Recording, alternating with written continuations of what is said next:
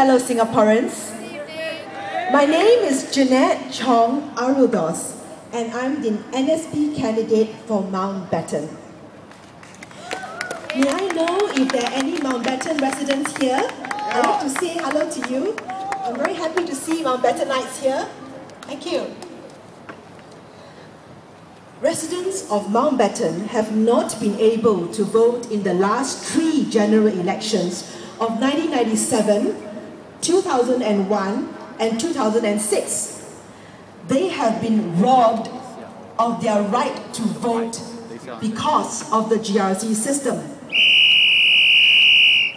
Before 1988, all wards were single-member constituencies.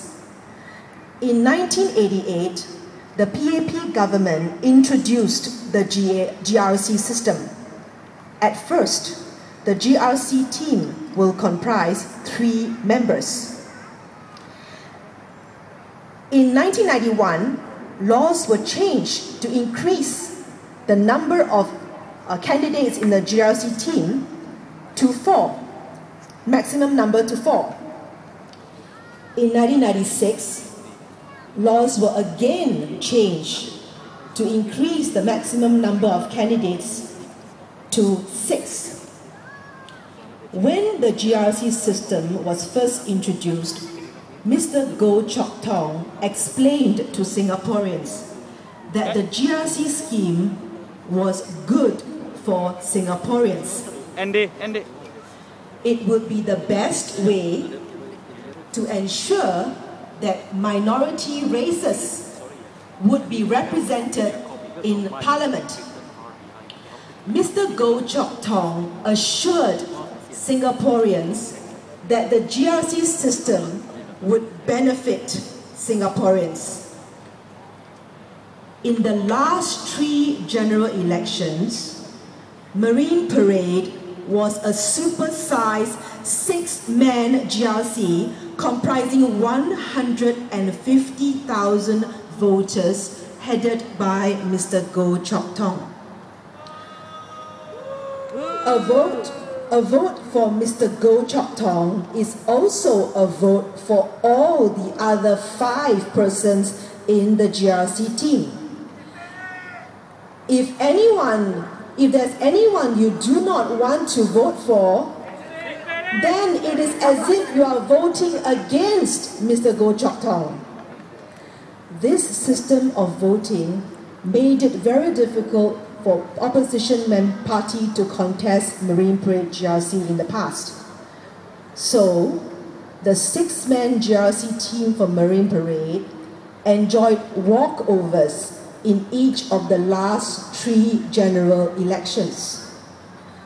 Therefore, the GRC system has denied residents of Marine Parade and Mountbatten of their right to choose their Member of Parliament.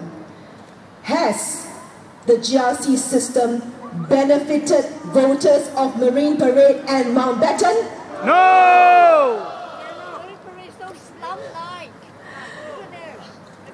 But let me tell you of someone I know who has benefited a lot from the GRC system.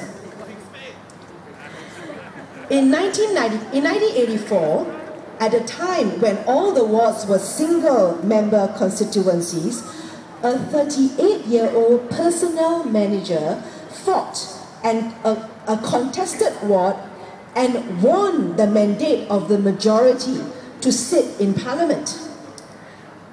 In GE 1998, by which time the GRC system was already in place, he was part of a 3-man GRC team which was returned uncontested. In GE 1991, he was part of a 4-man GRC team which was returned uncontested.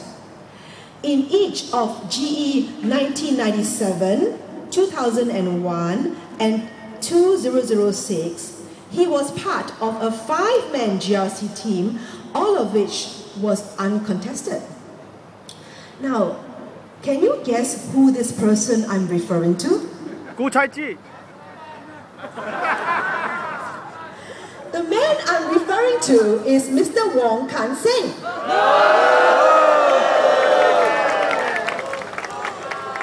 Thanks to the GRC system, Mr. Wong Kan Seng could walk straight into Parliament after each of the 5 last general elections. I don't know whether he sang on the way he walked, but he walked. He did not have to fight anyone to keep his seat in Parliament for all of the 5 general elections since the GRC system was introduced. Don't you agree that this man benefited a lot from the GRC system? Yeah! Now, the PAP has been asking voters to vote them back into power. The PAP says opposition got no track record. Voters should vote for the person who can deliver. So, now, let us examine the track record of this man, Mr. Wong Kan Seng, who has been sitting in Parliament for the last 5 general elections without having to fight for his parliamentary seat. Let us see if he has delivered on the tasks assigned to him. Up to 2010, he was Singapore's Minister for Home Affairs. Today, he is the Coordinating Minister for National Security and the Minister in charge for the National Population and Talent Division. A very long title. Okay, in 2004, Singapore's total fertility rate, which measures the number of babies born per woman, fell to a historical low of 1.24. In 2005, it remained at the same low level of 1.24. To replace ourselves, we would need a TFR of 2.1, so that was really low. Mr. Wong Kan Seng said that it was very worrying for Singapore to have such low fertility rate. Without more new births, our population will shrink.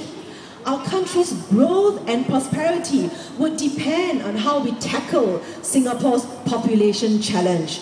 The problem was serious and something had to be done about it. So in 2004, Mr. Wong was made chairman of the National Population Committee, a ministerial level committee formed to address Singapore's serious low birth rate problem. To encourage Singaporeans to have more babies, Mr. Wong rolled out the Marriage and Parenthood Package 2004, which he further enhanced in 2008. In August 2006, just after GE2006, Mr. Wong also rolled out another solution to our declining fertility rate. He said, because of our declining fertility rate, we are not able to replace ourselves, let alone increase our population naturally. Therefore, he said, Singapore needs to promote immigration to make up for the low level of natural increase. It was after this that we see foreigners starting to come into Singapore at an alarming rate. Now, let us fast forward to today. From the results of the 2010 census, we find that Singapore has a population of 5.08 million, of which only 64% are Singapore citizens. In other words, out of every 3 persons living in Singapore, 1 is not a Singapore citizen. Our society is straining at the seams with the sudden influx of foreigners coming into Singapore at Mr. Wong Kan Seng's invitation. What then is Singapore's total fertility rate now? Remember, in 2004 and 2005, it was at the very worrying rate of 1.24. So worrying that Mr. Wong decided it was justified to open the floodgates for foreigners to come to Singapore. Now let me tell you, ladies and gentlemen, in 2010, Singapore's total fertility rate fell to 1.16. What happened, Mr. Wong? Under your watch as chairman of the National Population Committee, Singapore's TFR has fallen to a new record low of 1.16. At the same time, your quick fix solution of bringing in huge numbers of foreigners to live in Singapore has caused so much stress to Singaporeans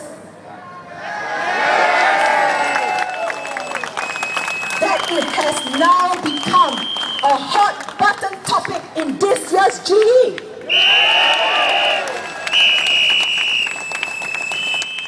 So, ladies and gentlemen, has our highly paid Minister Wong Kan Seng delivered on the task assigned to him? No! What do you think of his track record? Fail! And don't forget, my friends, I haven't even mentioned about Mas Selamat.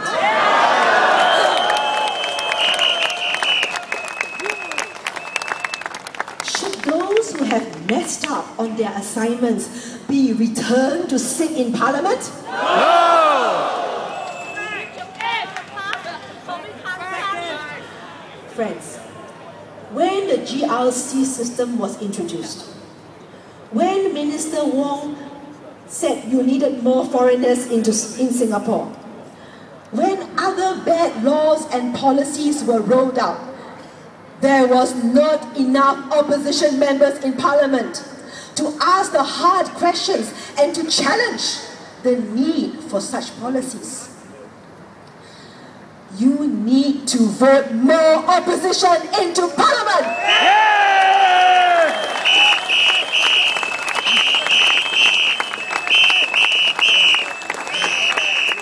This is your safeguard against suffering the pain of bad laws and policies which should never see the light of day. Yeah! Laws are made in Parliament. Before a law is made, members of Parliament are supposed to debate the pros and cons of a proposed law. This ensures that the proposed law is good and beneficial to citizens. But for too long, my friends, members of Parliament have mostly been members of one political party. Rubber stamp! How can there be proper debate when the debaters are all from one side?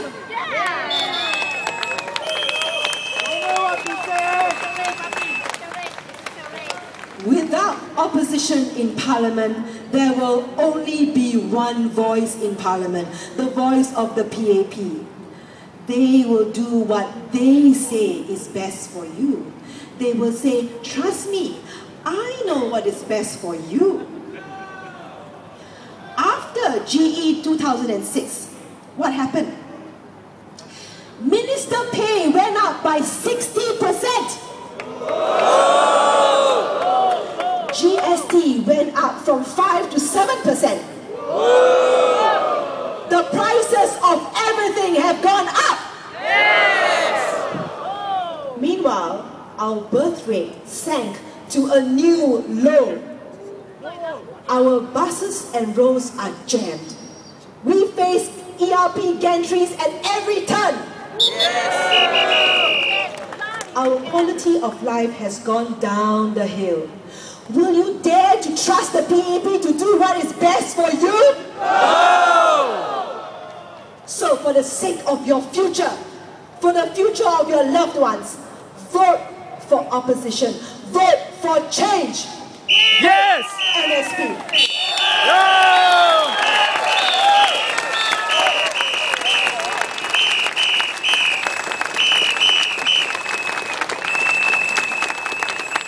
Thank you, Jeanette. Now, before I proceed to introduce our next speaker, sorry, I'm going to be